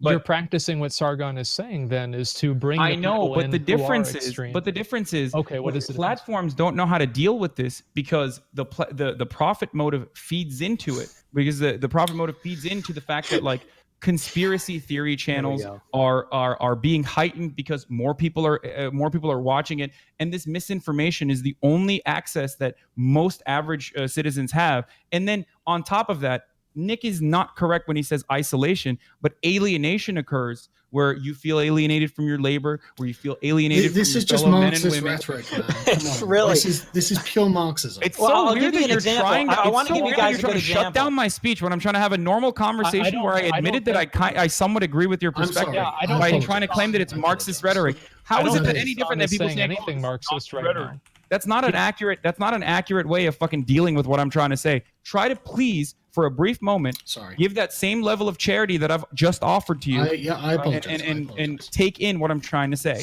Okay. Well, Hasan The is point I actually was trying to saying- go make ahead. before I got derailed is that these people feel alienation. It's not isolation. Okay. If they felt isolation, this wouldn't happen in fucking Norway, like a majority white country. You know what I mean? Or it wouldn't happen in places like New Zealand. Like these people don't feel isolated and they're a minority, and that's why they're going and killing people. They feel alienated. They feel like they have no purpose. And then they go back to these like weird mythological underpinnings of like Nordic mythology and haplogroups and the replacement that is occurring somehow, and never really look at it as these are our fellow men and women who are coming from different parts of the world, who are just going to readjust into our way of life and ultimately make it better. Okay, can I Because respond to if that, people please? like America, okay, go ahead. Thank you. Right. The problem that I have with your theory, and the reason that, and I'm sorry, I'm just going to hand wave as Marxist, but I think that this is your prism, your ideological lens that you're viewing it through. Because, I mean, you can't really account for someone like Elliot Rodger with that sort of rationale, because he was a rich kid. He didn't do any labor. He didn't feel isolated from his labor, alienated from his labor. No, I didn't just say alienation from labor. I said alienation from their fellow men and women. Okay, sure, right, but that wasn't because of economic factors, right? That for him that was social factors. For I can't actually remember the Christchurch shooter guy's name, but for him again that wasn't economic. He clearly had money. He traveled a lot, you know. You can be alienated from your labor and make a lot of money. I don't think you understand that. Yeah, but that wasn't his concern. That wasn't his concern. These people aren't doing violence. Alienation doesn't mean you're doing violence because you aren't making enough money. I know. Okay. I know. It's because you don't feel invested in the work that you do. I'm right? kind of curious on this point, Sargon. Hang on. So they have other reasons, and they tell us these other reasons. And for some people, these reasons are racial. That's just the way they feel. For Elliot Rodgers, it was sexual. You know, each one of these has their own particular motivations.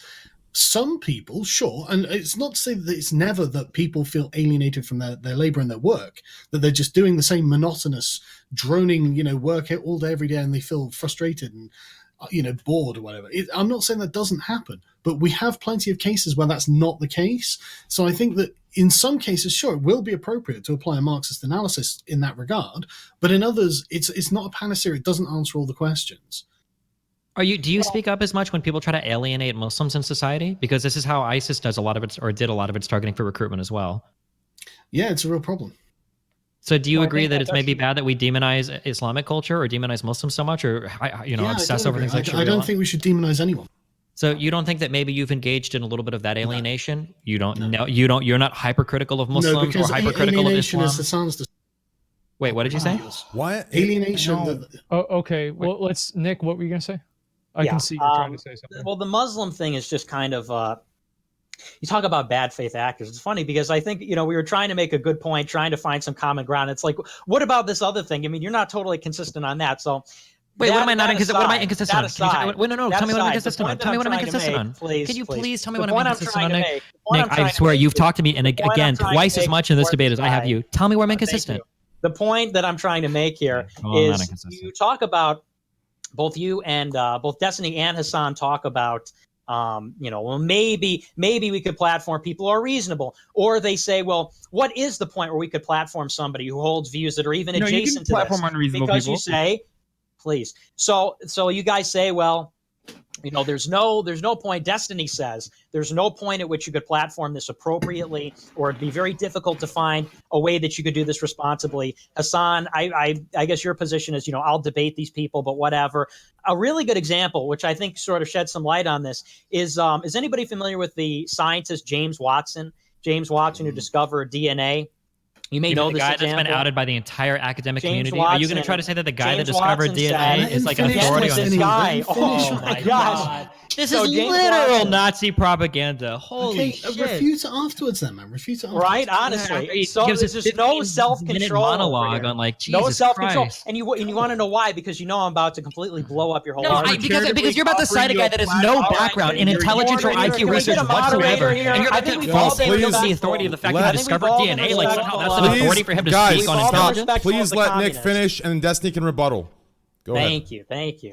Sheesh, for crying out loud. So, James Watson, well-respected economist. He's lived his whole year. They say that his discovery, where he won a Nobel Prize, was maybe one of the most important discoveries in the history of science. Now, I'm not a scientist, so I'm not one to speak, but he's respected. He's well-regarded. He's earned his keep. Now, a couple of years ago, he said, and many others have said the same thing, that there are group differences in intelligence. And he said it as a passing remark, as part of a talk. It was a very passing comment. And by the way, the numbers are basically true. This is not really a controversial thing. People like Charles Murray, many others have talked about it. He said very simply, there are group differences. If you take the average of one group and you take the difference, or rather the average of another, there is a difference in IQ. He didn't say, therefore, he didn't say, and that means, and make a value judgment. He said those differences have a genetic basis. This is something He didn't that's say there's happening. just a difference, he said they have a genetic basis. Excuse me. He simply said this is something that is true. He got his Nobel Prize revoked. He got shut down from every university. He's not allowed to speak anymore. They're taking everything. This is one of the most famous, important scientists in the history of the world. And he issued a mea culpa. He said, I'm sorry. I was reckless. I didn't really mean that. But they completely deplatformed this guy. He actually... I don't think they took his Nobel Prize away. He had to sell it because he's literally running out of money because nobody will host him anywhere. He can't get a job in university. And so when you look at something like that, you really begin to wonder, at what point does this system tolerate any kind of dissent? You have to wonder, maybe it's not so much you don't see left-wing terrorism because it's not inherently violent, but because there's no reason for them to commit asymmetrical anti-state terrorism. A right-wing person is on the outs. They're on the fringe. Who do they have to look up to in media, government, anywhere? A left-wing person, you've got all these major corporations all do one we point, just or got is them he talking just about go this. off Okay, on well, like let's go 35-minute ahead fucking talk? Like, Let's holy let shit. the agenda Like, I know this is go. like a shtick. Like, I don't mind doing it one-on-one, I like how but like, everybody Jesus else fuck. gets to talk as long as they Dude, want. Nick, wait, hold on, Nick. I will bet you $500 right now. Do you want to bet on who's talked the most here? Nick, do you want to bet on who's talked the most right now? You don't shut the fuck up, Guys, Okay, so for reference, for our last debate, Nick pulled the same thing too, where he said he felt like he talked for twice as much as me, and somebody went through and counted the hours, and he talked for 2 hours to the 1 hour of conversation that I actually Yeah, had. it's my show. Okay? That was So- my show. Okay, This okay. isn't You your still show, said that you so felt like you talked twice as Okay, much. guys, please. This will get us nowhere. This, guys, please. Hey, Well, okay, so- listen, please. Let- Nick, let's- wrap it let's up. calm Wrap down. it up, Nick. In the next 30 seconds, wrap it up. Destiny, rebuttal. Let's get back to the point. Let's wrap this point up, conclude, and let's get to the next point. All right? We're very I've behind. said all. Okay, I've thank said you. all. Destiny, This please guy's rebuttal. obviously not even listening, so. Sure. So what you're literally doing is like we can all go on Wikipedia and read an appeal to false authority. Just because you're the discoverer of DNA does not give you the ability to speak with any sort of authority whatsoever on intelligence said research. that. Then why are you so upset that the scientific community was so outraged when he started making opinions or making statements on the genetic heritability or whatever of fucking IQ? I'm not saying that because of his position, his claim was particularly true or relevant. The point was to say... Wait, no, why are you surprised that his Are you Nobel was going to revoked? let me answer the question you just No, asked? because if it takes you 20 fucking minutes to answer a pretty For simple crying question, out I don't want to loud. let you do another fucking diatribe on some random fucking Nazi factoid. I'm just curious. Why do you think that somebody...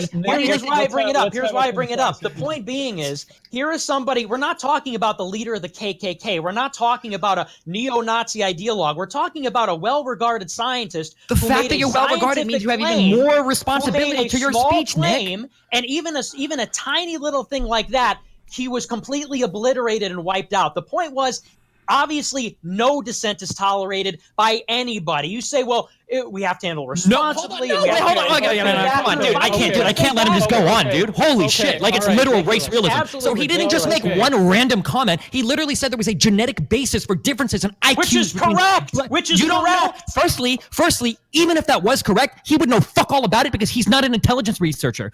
Maybe you don't believe in science. He's a genetics researcher. He discovered DNA.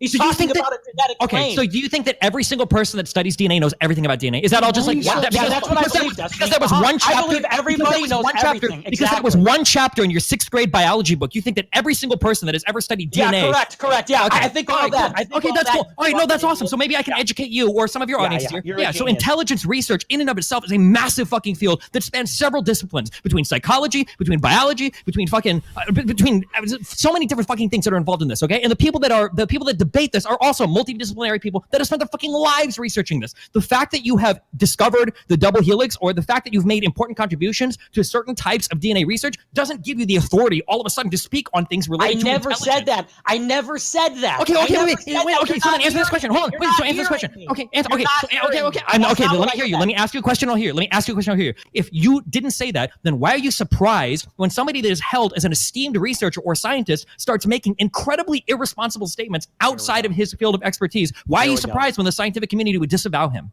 The point being is this. You just said it was an obviously controversial and broad subject.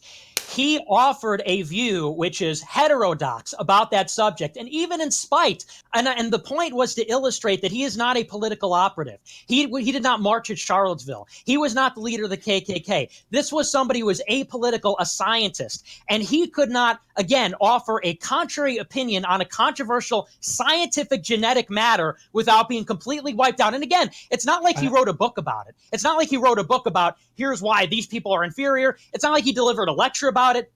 Your argument is supporting my point of view. The fact that he was held on what his belief was about the subject. The fact that he don't even let me finish the question. Both of you, please calm down. Asmongold, please go ahead. Destiny said that the reason that people were against him is because he was talking about something he wasn't educated in. It didn't necessarily have to do with what he was saying was accurate or not. Is that that's not why he got wiped out?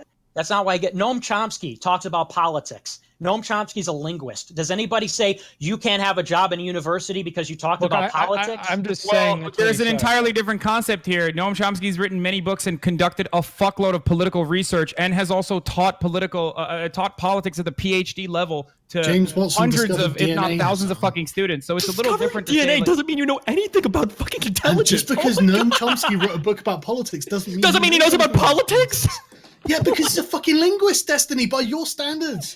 No, but he has published papers relating to political things. Obviously capable of educating people on politics at institutions. It's not about that. You're missing. Well, what is really the argument? Nick's point is for merely commenting on this. James Watson was destroyed. Yeah. So here's the point. The point is that somebody who is held in very high regard, somebody who is very important to the scientific community, grossly stepped outside of his lane and started to offer these explanations, saying that the differences in IQ between people is genetic. This was a horribly irresponsible statement. It empowers the fuck out of Nazi scum like fucking Nick. It is not his area of expertise. It is not something he was able to substantiate in any way, size, shape, or form. And the fact that you continue to appeal to, he was really important, only supports my argument. Of course he was a really important figure. That's exactly why people like this shouldn't be making these types of statements. You're saying that the statement that he made was untrue. On top of it being outside of his area of expertise, it's not something that he studied. Differences that were untrue. It's not something that he studied or he's qualified to comment on. Whether or not it's actually true, no one knows the answer right now. It's incredibly heated. Why is this? Here's what I don't understand. Why can't we take away that honor? Why can't we take away that his honorary degree or whatever the fuck they took away from him? Sorry, his honorary titles awarded to him.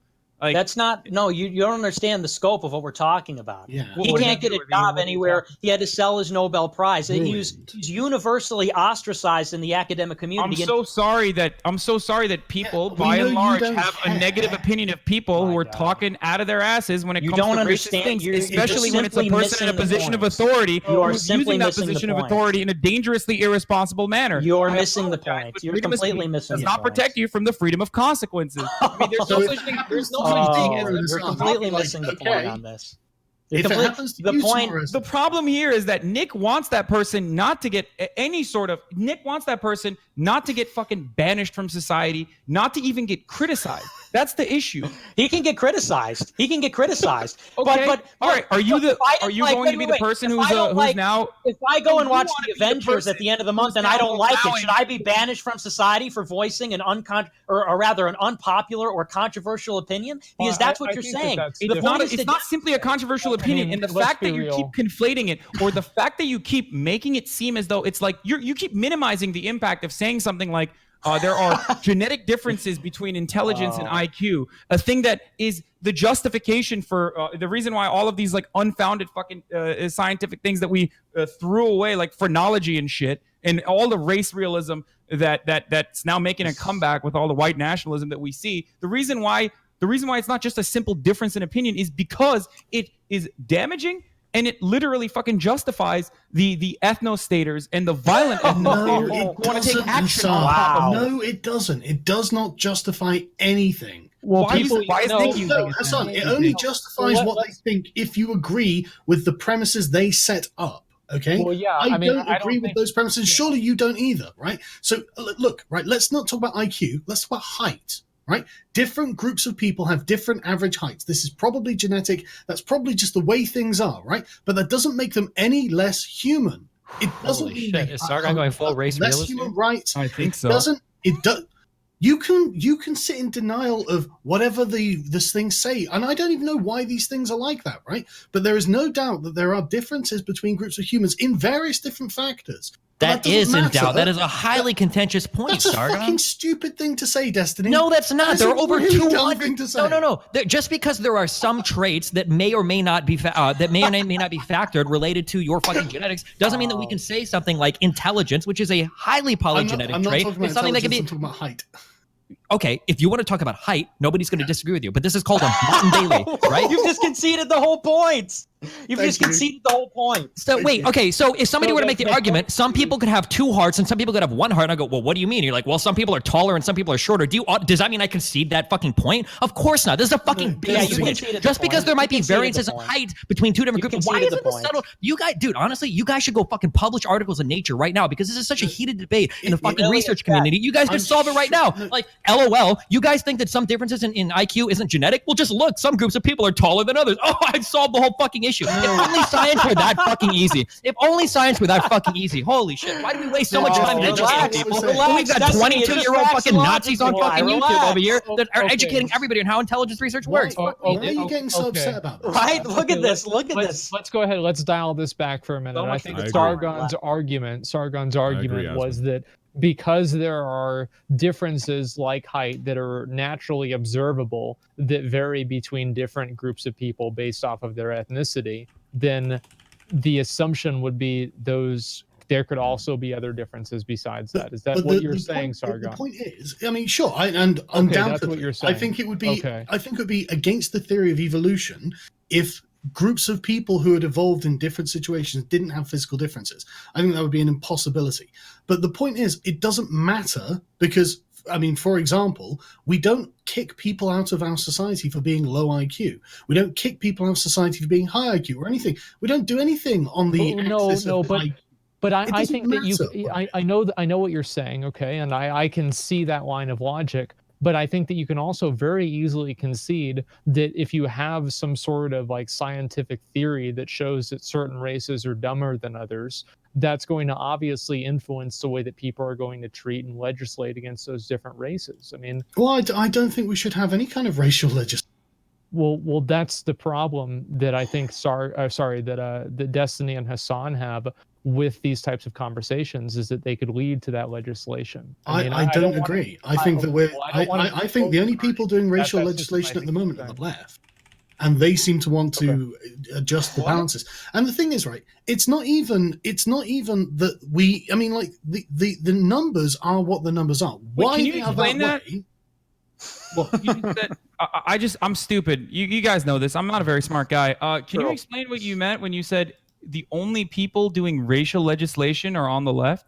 Yeah. Affirmative action. Yeah. I mean, what sort of examples would you make? All right. That's what he's. Do you think that that's corrective No, legislation I don't even built think we upon should. like I don't- identity I don't politics care. from the No, past? You're like Who cares? incapable of just focusing on the wait a point. second. Based on Wait a race, second. and I don't think Wait a that's a second. valid axis. I don't think that we should get into the affirmative action debate because agree. we do have another topic that we want to get we have into. Okay. I just wanna- topics. And Well, everybody hang on, else hang is on. going to have a Is big because opinion about Sargon that. and Nick, and perhaps we do this as well, make a lot of points that in this like matter-of-fact way, and it kind of goes unnoticed because again, they're eloquent speakers and they get to go on for 5 and sometimes 10 in Nick's case minutes uninterrupted. So I sometimes have to just kind of ask them what they mean by that. Sure. I'm just a little confused, you know. I'm Well, not. I do think that we can do a better job being more concise. Yeah. Okay. But just to finish that point, the whole thing about like IQ varies for many, many, many different reasons, right? And so even if race is a component, it's really not a very important component when we know that, for example, in my country, the study was done, working class people can suffer up to a 15-point IQ depression just for being poor. I mean, it strikes me that is the first place we should look if we're looking to actually help people become more intelligent. If that's a social goal that we have, then that's definitely something that we can talk about and we can look at. And I agree, we're not going to start discriminating against people racially or anything like that. I'm like, that is just the wrong thing to do.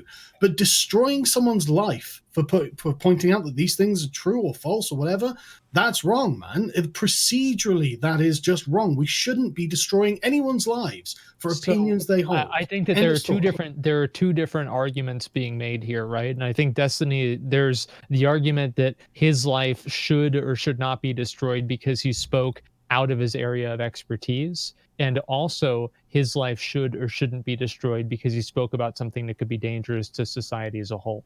And those are two separate discussions. Well, here, if I could just, because I'm the one that brought up the example, so let me, because I feel like we've really just lost, and I will keep it brief. I will have some brevity here. The question was, how do we platform people who are concerned about fertility rates, for example, in a responsible way? And Destiny says, well, I don't know how we could platform people who say we hate all Jews responsibly, or we have to exterminate, a certain group of people responsibly. I agree. There's no responsible way to platform an exterminationist. I agree with that. But the point I was trying to illustrate is the fact that even somebody who has some degree of legitimacy should maybe be afforded some degree of respect in society. They make a passing remark. Their event isn't even about this topic. The topic of the talk isn't even about this subject, but it comes up in conversation. And maybe you don't agree with it. Maybe it could lead to bad things. But he simply observes or gives his own opinion on a scientific matter. And maybe it's not his area of expertise. But he just mentions in passing, I have this heterodox opinion about this subject, of which, by the way, many IQ experts agree. So this is not like it's just passing. It was one during radical. a lecture, by the way. It was passing. It wasn't. If you look at It was from in a lecture. 2001, It was I during a think lecture. the way that And he's he repeated them delivered- multiple So the point times. is, The way really, that he are we delivered- really? Can we not handle it for more than 2 minutes here? Let's Well, just stop the right thing now. is, he's like saying wrong things. This Like, is so think- ridiculous. You just can't. You can't wait more Nick, than 30 seconds Nick, for the He's trying point to to be downplay made. everything he's saying. He didn't Can say this you in guys- passing. He can said you- it during his 2018 documentary. He said it Can during you- fucking lectures. He's repeated these on multiple times. That's Can why you he's guys had chill problems. out for a second? Can you guys Asmongold, chill go out? ahead. Yes, Asmongold, please go ahead. So it like whether he mentioned it in passing or not, whether it was in his debate or not, I don't think this is. I don't think this conversation, this point matters. So let's just skip it. Yeah, Nick, keep going. obviously, people are getting hung up on that. That's not my fault. Remember. Well, you are So also that's getting number hung one. up on it because you're Now- using language to downplay the way that he expressed it. But the point is simply to demonstrate. Okay. If you're saying, the point is to demonstrate, if you're saying what is the responsible way to platform people, it appears that there is simply no tolerance. That was the point I'm trying to get across. Okay. Even if you're talking about somebody who's not an ideologue, like that they're not a Nazi or whatever, but you're not even willing to tolerate dissent on that level, that an expert in the field of science generally cannot make a claim which you disagree with, which you might think could lead to bad things and you disagree with, without his entire life being destroyed. That was the point. Okay. The point is to say that, obviously dissent against the system, no matter how moderate, no matter how infrequent, no matter who's saying it, is not tolerated to any extent. That was the point. Not that he's a scientist and therefore he's correct. And the point was not even about race and IQ. It's about how can we express dissent in a way that is responsible and appropriate, because the left seems to not tolerate any of it. Do you feel like that his and just to wrap this up, I don't know, Destiny or Hasan, if you guys want to have any closing. Let's, Asmongold, before you finish that, let's go ahead. As soon as you finish your statement, I want to do the wrap up. As soon as Nick answers that, that'll be his wrap up. We'll go over to Sargon, Destiny, then Hasan, then let's move on.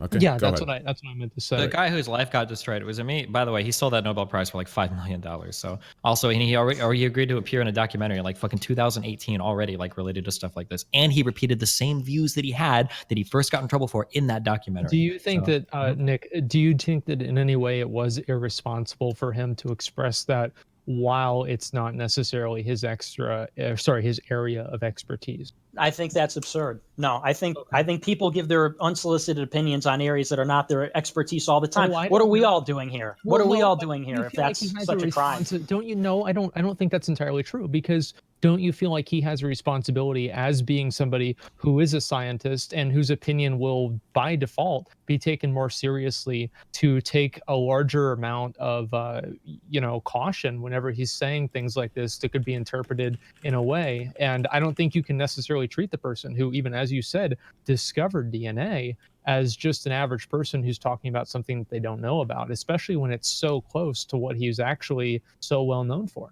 No, I don't think that's irresponsible at all. I think it's irresponsible to not tell the truth, frankly. Our society is falling apart because people prefer nice lies as opposed to hard truths, and that's irresponsible. So you're saying what he said was true? Like that? I'm saying if he believes what he's saying is true, it's irresponsible to not tell the truth. Okay. Well, let's go ahead and get some closing thoughts. Wait. Can I give a closing thought to that? Can we do Sargon then you? Yeah, go for it. Yeah. Okay. Sargon, go. Sure. The question about James Watson it's a kind of red herring again, but it's the point really isn't the truth or not of the question of IQ. The point is he was absolutely demolished for saying things, even if it was in lectures and one, that are just politically incorrect. And it was this political incorrectness that got him demolished. We don't know about, like, this is the point. It's still a huge field that has so much disagreement within it. We haven't got a certain answer on this. But for him giving one perspective that may or may not be correct, he got absolutely smashed. And that's the problem. That's what Nick was speaking to earlier about the radicalization, ostracization, and the demolition of people who hold these what are quite out there views. His wasn't like he said, he wasn't a Nazi, he wasn't like a KKK guy, he wasn't picking up a gun like the Christchurch shooter. He was a professor.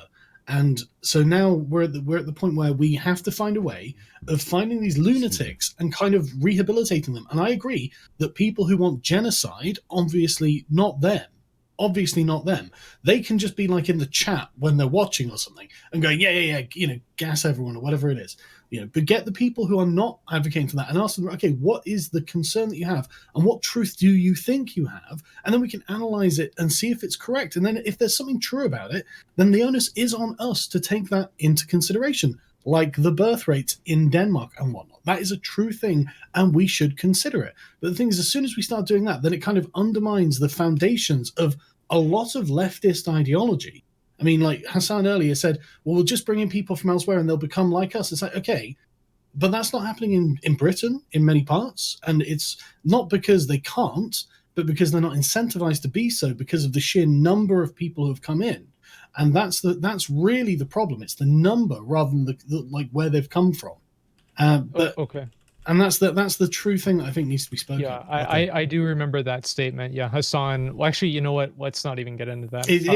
I was just yeah. Let's go. Destiny, go ahead. Let's go ahead and have let Destiny please take your time, say everything you need to. Same as Hasan, uninterrupted, guys. Please, same respect. Go ahead. Yeah, Destiny. I mean, I don't have a lot. I mean, we're revolving around this one topic a lot of this James Watson guy. Like, when you're a scientific researcher, there are certain standards that we hold scientific researchers to. We rely on these people to give us truthful pieces of information because we can't do this on our own, right? We drive cars every day, not because we are chemical engineers that can put together engines, but because we rely on people getting, the facts correct at a higher level before we ever get the actual product. This is true in every single part of our lives. We rely on people to know what they're talking about when it comes to policy.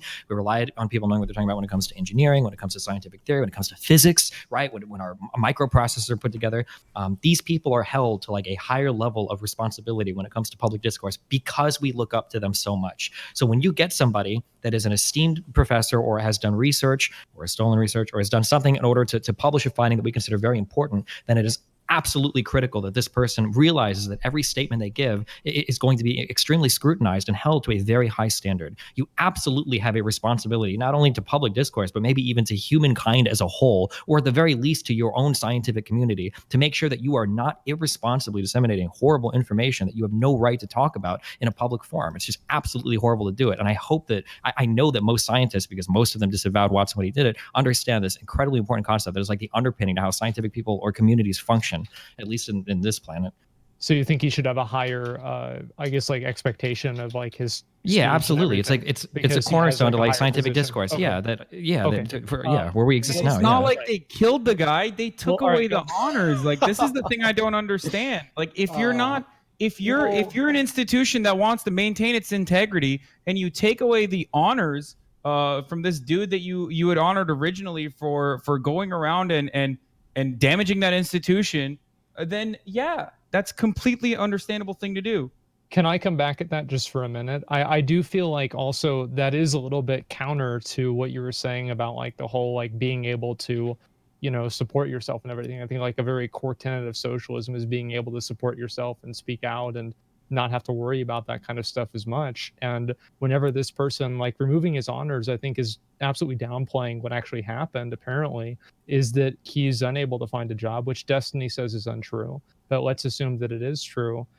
Whenever you're completely disbarred and removed from the society that you're able to make a living in, I think it's much more severe than just having your honors removed. Especially whenever you're living and your means to support yourself and live is part of it. Well, I mean, like the thing is, you have to look at it from the institution side as well. Like, who are you going to force somebody to take on, like this person who's kind of like ostracized themselves from the scientific community? You're absolutely right. Yeah. I mean, it's a two-part thing. I just feel like I feel like you can look at it from both directions. Yeah, and, you can, but like. Yeah, like so, like it would be like if, let's say, I'm in the gaming community, and I'm like, I just don't think anyone should play video games ever. The only reason I said that is because Hasan like talks a lot about like socialist stuff. Sure, and yeah. I do feel like that was kind of a little bit more I mean, common. I'm sorry that I don't feel that bad for the race realist who sold his Nobel Peace Prize and made a fuckload of money at the age of 90, and it's not like he's rejected from society altogether. The institutions that had honored him in the past have taken away that honor. It's if this is the price that people like Nick Fuentes cannot even come to terms with for someone who disrespects the scientific method and uses their position of authority to spread, race realist bullshit, then I don't know what we can do. There's no corrective measures that are appropriate. And the problem that I have with this entire conversation is that, like, Nick and Sargon want to be the ones who put the corrective measures in place. They want to be the ones who decide what gets to be said and what doesn't. And that's what's really frustrating to me, because throughout the conversation, they tried to make it seem as hard as possible. With all of their might, they tried to make it seem as though communism and Nazism was equally as damaging and equally as violent in regards to ideology. And communism's worse. And it's very easy and demonstrably. I mean, you can easily show that this is not true. Agreed. That's all I'm going to say. Okay. That was a very nice, long discussion without any interruptions. You guys can learn from me and Sargon. Okay, great. So let's go ahead and go to the next topic. Look, I hate to do this, chaps, but it's gone 4 o'clock in the morning here. Okay, you gotta go. I'm gonna have to duck out. I have to really leave in want 20 minutes too. Starbucks then- is going to close. I need a hot chocolate, okay? In that case, should we just skip to the last short thing for 20 minutes and wrap it up? Do it. Sargon, if you're okay with that. Honestly, it's nearly 4:30, so I'm gonna have to flake. Okay, you gotta go. If that's the Thanks, case, thanks. let's call it right here. I mean, like, honestly, we had a lot of discussions, and even though we only had 3 of the planned topics, I think we talked about a good half dozen things that were really important. We had a lot of good discussions, and I think everybody probably learned something out of this. And so I agree. thank you, everybody, for coming on and I being part agree. of this. I mean, it was a huge success. I would consider the show a huge success. Yeah. So thank you, everybody, for being part of it and I being agree. reasonable. And also, another thing that's really important is being willing to come to the table and talk to people who you might completely revile, completely disagree with, and still be willing to have a conversation and be relatively civil. That's really important. And I think that's what is going to lead to any sort of like positive change one way or another. So thank you, guys. I completely Thank agree you with very all much that. for inviting Asmon, me. thanks. It's been really good Go fun. ahead, yeah. So it's been really good fun. I've really enjoyed it. Having the back and forth, I think it's been really valuable. Yeah, it's been. I'm thinking of making this a once a month or once every 6 weeks thing, and bringing on new people, getting new perspectives, and if you guys would all like to come on again, more than welcome to. Asmongold, thank you so much for co-hosting, guys. Asmongold's been such a good friend. He supported me, supported the show, supported everything. Nick Sargon, thank you for coming on. Destiny and Hasan, as always, thank you so much for supporting me as well. And I think it was a great show. It was very positive. It was good vibes. Despite some of the arguments and disagreements, that you guys still kept it civil, kept it mature to certain levels. Obviously, there was some banter back and forth, but I think that's natural and normal. Other than that, thank you so much, Sargon. I know your time zone is completely opposite from ours. Like you said, I guess not completely opposite. It's 4 a.m. over there. It's late. Thank you for making an exception, coming on and making time for that. Nick, thank you for reaching out. Hasan and Destiny, as always, thank you both so much. Destiny, amazing, guys. Please shout your channels out. I know. Destiny, are you going live after this? Yeah, probably. Okay, guys, please check him out at twitch.tv/Destiny. That's DESTINY. He's a great guy. Past the politics and past everything else, he's a great dude, awesome person to game with. And in the politics section, he's also a great guy, and he has a good heart and he has good intentions. HasanAbi, same thing. Twitch.tv/HasanAbi, HasanAbi. Also, I'm trying to put the politics aside because I want you guys to see these people as human beings. They're good people. All of them. Good hearts. Hasan has a very good heart, good intentions. I don't endorse this message, by the way, but... Okay, well then... Yeah, me either. Here's what I mean. I know... I'm saying... I know Destiny and Train, Hasan... you don't want to say these things. Just for the record, Well, you can you say don't what he want wants. to be I'm on not the gonna record fight. saying these things. I'm just going to put that out there. No class. Okay, you know what? I'll keep it simple. Twitch.tv/HasanAbi. I'm so sorry. That my intentions were... You know what? It doesn't matter. Attention's gonna be good. Listen, you can do you, okay? I love you, buddy. Twitch.tv/HasanAbi, guys. Please check him out. Nick, I believe you're having a show after this, correct? That's right. Yeah, America First with NickJFuentes. I'll be going live probably in 10 minutes or something. Okay, and what is Do your you stream Twitch? on Twitch? Well, it's not on Twitch, but my Twitch is NickJFuentes. Awesome. If you want to shout out your YouTube or whatever you do outside of this, you're more than welcome to. All right. Yeah. Well, thanks. I'll be live Monday through Friday, 7 p.m. Central, 8 p.m. Eastern. America First with NickJFuentes, just a political podcast, and I'll be going live, like I said, about 10 minutes after this. Okay, and then Sargon, thank you for being here as well. You're actually very calm. I've had a really good time. It's been really good fun having the back. My YouTube channel, Sargon of Akkad. If you put it in the Google machine, you'll probably find me. And yeah, I consider myself just a liberal centrist. And you know what's funny is that like 20 years ago, I was firmly defending the left wing from the evangelicals when I was arguing with people on the internet. And now it's very interesting how I'm defending like the right wing from the left. It's almost like you never had any principles at all. Well, no, my principle is to actually stick up for the people being bullied. Yeah, the poor Nazis who are being bullied. No, I don't want to Yeah, do they that. are. Guys, They are guys, being that's not absolutely- good. All right, this is topic 4 that's now. literally what you're saying. Yeah, but when they come to bully you, I'll stick up. You hear that, Hasan? He says, well, when people come to bully you, he'll stick up for you, Hasan, too. Thank you. People do bully me. It's usually the Nazis, but it's okay. I think I could deal with it on my own. I'm going to go out on a limb here. I'm going to say something that I hate myself for saying, but you know what? I actually believe Sargon when he says that. Because when I got banned from Twitter, fucking slippery fucking Nick here, along with a whole bunch of other people, celebrated the fuck out of it. When Sargon got banned from Twitter, I told him I'm sorry and it sucked, and he thanked me for it. And I think when I got banned, I think he said something similar about me. So amen, Sargon. Even though I hate you. Dude, I believe what you say. And I just want to say, getting banned from Twitter. How about that? No. The thing is, I legit believe that you guys have approached this with good intentions as well. Like, I honestly believe you, Hasan, you have good intentions.